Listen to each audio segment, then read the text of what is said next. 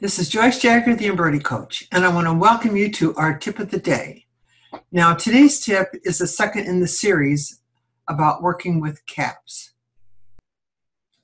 Our entire series is called Why You Have Thread Breaks or Needle Breaks When Embroidering on Caps. Now, as you recall, yesterday, we talked about caps that were too stiff.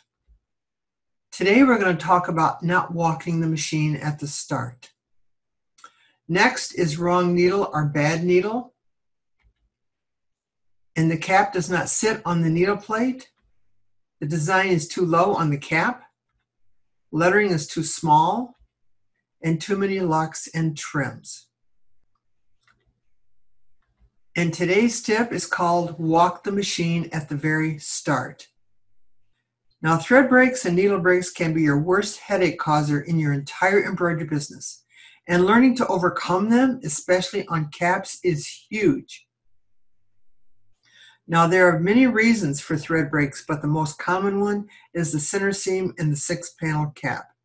Sometimes when you have a needle break with the heavy types of caps, it appears that you have a long piece of plastic that sticks out. Now, this can cause a nightmare.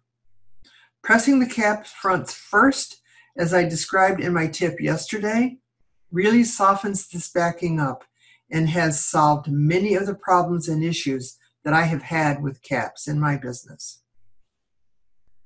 Like I said, our tip today is walk the machine at the very start. Not walking the machine at the start can cause the needle to deflect and bend when it hits that center seam, and it can break very easily. You may have even experienced this yourself.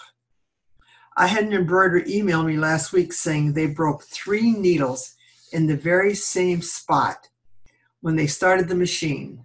What should they do? And what do I mean by walking the machine?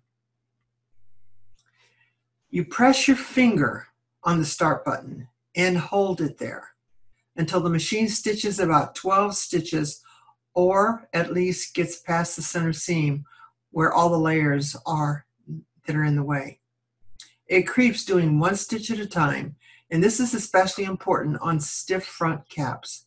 Now, there are a lot of layers of fabric at the center seam, and you must travel over this area very slowly. Walking the machine like this also works when you are trying to solve an issue with the design as it is sewing. Now, I hope this tip was helpful today. If so, please respond below the video and let me know. I would really appreciate it. Now, here at the Embroidery Coach, we help embroiderers master embroidery skills and succeed in growing their embroidery business. Through online training and private coaching, I help you avoid pitfalls as you are learning how to grow your embroidery business. And you can find more about our training at theembroiderycoach.com. Now, I have a free ebook for you. Just go to masterembroideryskills.com and pick up your copy today. Now, if you've already received your free ebook, check us out at the Embroidery Business Academy. I have a whole module in there on how to embroider caps in the first skill set, Mastering Embroidery Skills.